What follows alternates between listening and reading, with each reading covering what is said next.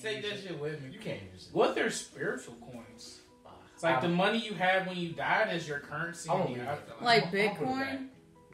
Basically, I've been investing in Bitcoin again. I'm gonna get a tube. I'm gonna drop some money in there every now and then, so it can glow up a little bit. That's like putting money on my books when I'm in prison. Yeah, I'm thank you. Like, thank you. I can have soap in the afterlife. What if it's just like a thing? It's just like, I'm just like, what if you put the money in there and there's some fucking debt? It's just like payment received. No! That is the vehicle for my currency. Go fuck! Oh my god. No! Your business is just like, hey, payment was not received. And it's just Excellent. like, Give it back. I was like, what happened? It's just like, the messenger was stomped out. Oh my god. Are you recording right now? Yes. Perfect. Hey guys, followers.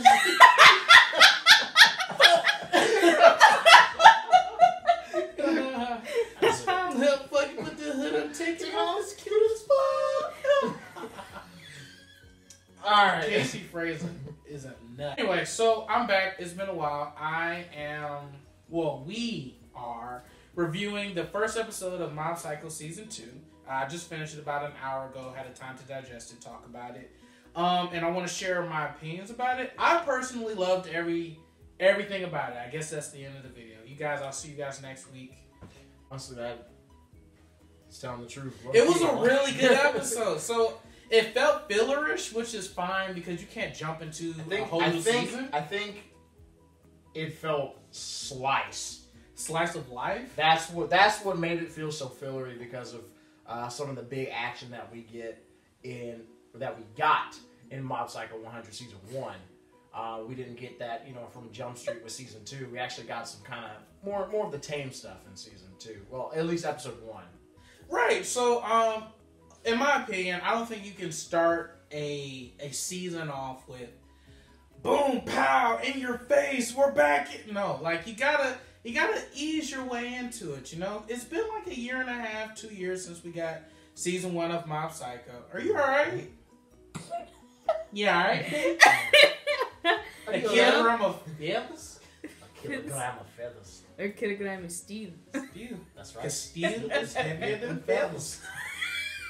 I knew. It's like, God, you're cheating. Look at the size of that. I went from like Irish, Scottish to like Middle Eastern. To something else. That wasn't a language we're used to. I was Nathan.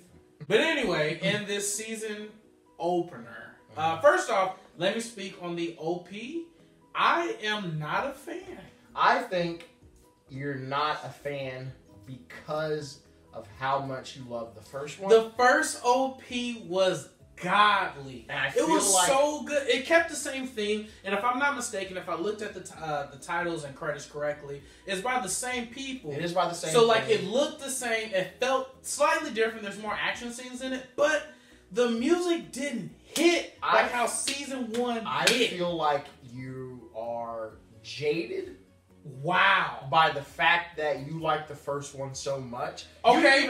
You didn't even like the first one when it first dropped. I didn't like it at all. So you don't know. It was big trash until like episode 5. And that is your trend. So you will watch an OP and be like, I don't know if I like it. We'll get 3 episodes in, you be like, that's facts. And then you'll quote unquote, it's growing on me. Oh, so that's how you do with regular music too.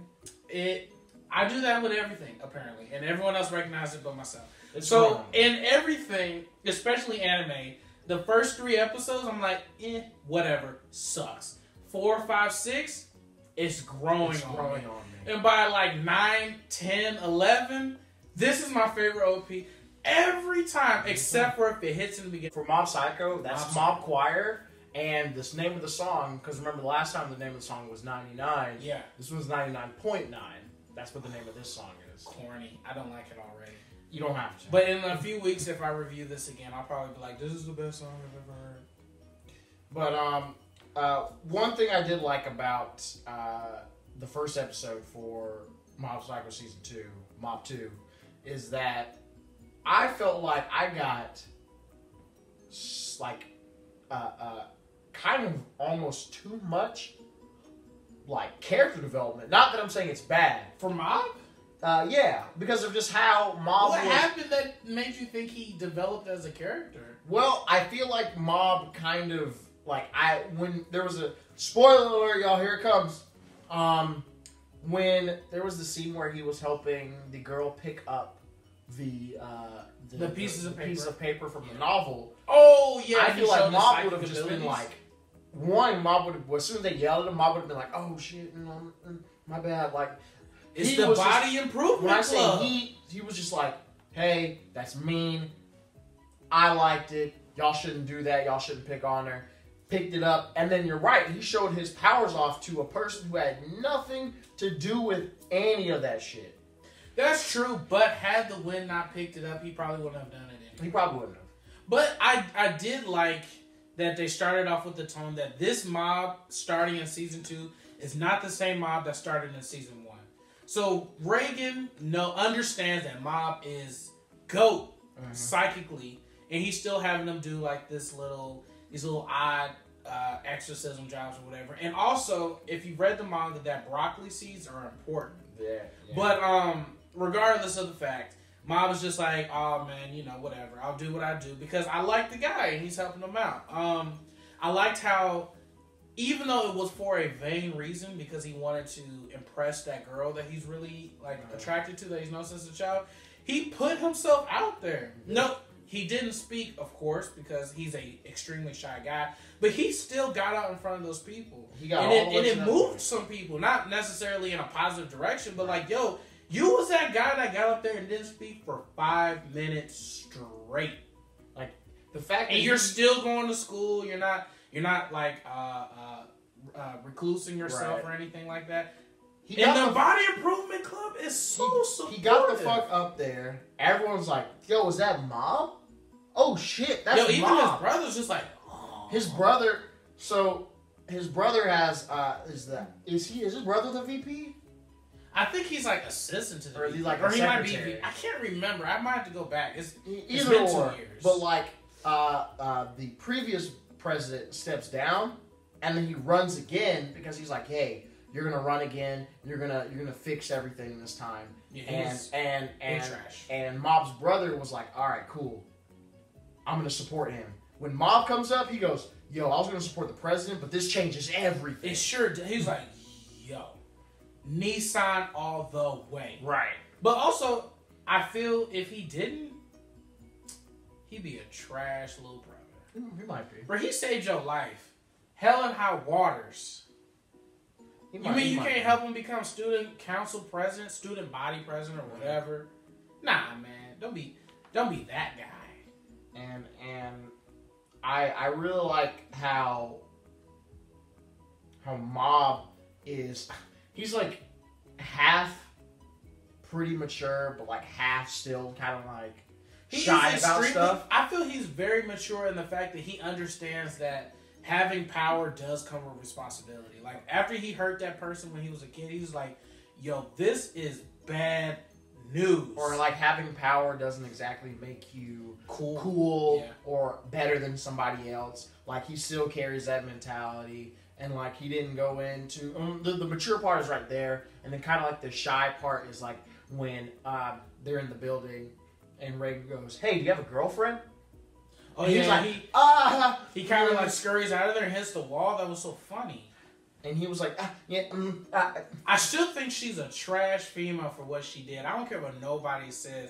You asked him out on a dare and pretended to be like all lovey-dovey with him for a week when he treated you so good. Did he lie to you? Yes, but how can I come up to anyone just be like, yeah, I have a part-time job where I exercise spirits? I would say it. Yeah, but you don't care about nothing. I also don't care about nothing. I probably would have said it as well. Truth first, man. But because when you lie once, something else gonna happen. But in a tropey fashion, when you lie about what you do, it's gonna come to light. You're just gonna be like, yeah, I'm sorry you found out like this, but I exercise spirits. And she's gonna be like, oh, it's okay. I like you for who you are. But what she did, I felt was messed up, and I felt she deserved the bullying that her counterparts or companions gave her. But then up to an extent. And Mom obviously has to come in at the end and save the day. Just like, no, I liked her novel. It was good, blah, blah, blah. It's wrong that y'all ripped it up. In Mob fashion. But I like it because Mob is a good guy. Mob doesn't even want psychic abilities. I mean, don't get me wrong. Like, I also feel like she definitely fucked up. Absolutely. But, like, and I'm thinking about it now. All Mob did during that exchange where she was like, yo, you already rejected me. So he did reject her, and but then, but think about it. Mob is such a shy guy. Do you think he could take a confession at face value? Be like, oh, you want to go out with me? Sure. He would just be like, right? No. What the fuck? He definitely did the right thing with like not going like, yo, yes, cool, let's do it. But like he rejected her, and then he proceeded to just do all like those things type stuff, right? But like, and she was like, "Yo, so you just did that to pity me?" And he was like, "Yeah, it's not like that. What is it then?" And he had no pity, but I don't think Mob saw it as that. I think Mob honestly in his eyes kind of saw it as like relationship type stuff without the actual relationship type title. Here's my thing, and I'm on Mob's side all the way. Don't get me wrong. Terrible. Don't get me wrong. That's just like in Erased, where my man's was in a 15-year coma and the girl he saved her life got with his man's and had a baby. I feel like that's fine. No! And the reason why is because he got in a coma because of her. So I would never want to do something selfless and try to save someone and I end up getting hurt. I don't die or anything, but maybe I go into a coma and have her wait around for me for her to get with me, because that is some like low key Stockholm shit. It's not okay. I don't want nobody to fall in love with me. I understand her not like waiting 15 years or however long you were gonna take until you woke up for her to get with you, but you got with my mans who helped me save you. He helped. And you know how I felt. Then he helped. I gave you all of these things. I brought you to my house. I saved you from getting murdered. I got you out of your abusive home. Also, and you get with my man. I also am super okay with her getting with the other guy, because on some low-key, high-key shit, that guy was grown. Yep. They even asked, like, who did they ask? I don't know if they asked that the girl in Mob who was getting bullied, or if they asked Mob. Somebody got asked, like, oh man, so he helped you out, so are y'all like a thing now? Was it Reagan who asked it at the end? Somebody asked a question like that. And they were like, nah, it's not like that. Like, that's realistic to me. For them to just be like, he helped me out. True. I also like, all she got from it was motivation. I feel in a lot of animes that like the author has such, and this isn't indicative to all authors, but a lot of authors have such little experience in like romance or sexual situations with the opposite sex, so that they'll fabricate a situation where like it's love at first sight and I'm with this person literally until I die, and in the real world it's not like that at all. So I loved how like it's like, yo, like how you had just said, just like, yo, like, is there anything? It's just like, nah, it's not like that. I respect that, because that's usually how it is. Like, just because you concocted it in your head, oh, this girl talked to me, oh, this girl went out with me for a week, doesn't mean you guys are married. Doesn't mean quite anything, actually. And what I liked most about all of that is that after it happened, the whole psychic power snatched them bits up. Yeah. And that girl's down there by the riverbank, the girl that he liked, and she was just like, smooth. They're gonna get together. I guarantee it. This sounds like a Everest commercial. Like, get off your ass, man. You're not doing anything anyway. You might as well get with that girl. You might as well. Not like, I saw it and I was like, I liked it. That was great, and it ended like a little bit after that, and I was like, ooh. It was clean, and then Dimple was just like, so, I mean, what happened? Did she fall in love with you at first sight? He's just like, nah, I mean, it was whatever, but he's just like, yo, I'm proud of you. Like, you never show off your psychic abilities willingly to anyone, and then you saw her in the end, just like, okay, Mom. She was like, psychic abilities. I don't know if she was just so, like, taken aback by the fact that he had psychic abilities and she was impressed by it, or it's just like, that is inspiration for, like, a book, which I can't remember. I haven't read the manga in a long time, but I liked how she didn't freak out. I feel like she'll be she's a character now. Exactly, a character now. She'll probably have a recurring role. She won't be main, but I appreciate it. But I'm ready. I'm also ready. I'm ready for it. So going forward, I have an idea based off what I already read how this is going to end in season 2, and I'm excited for it because some good shit happens. But I don't know what we need to finish. What was it? Claw. We need to fight that leader of Claw. Fight the leader. Because at the end of season 2. Obviously, someone is going to come into shit. In the OP, you see all of them. Hell yeah, and they're boxing. We see that sword guy. I love it.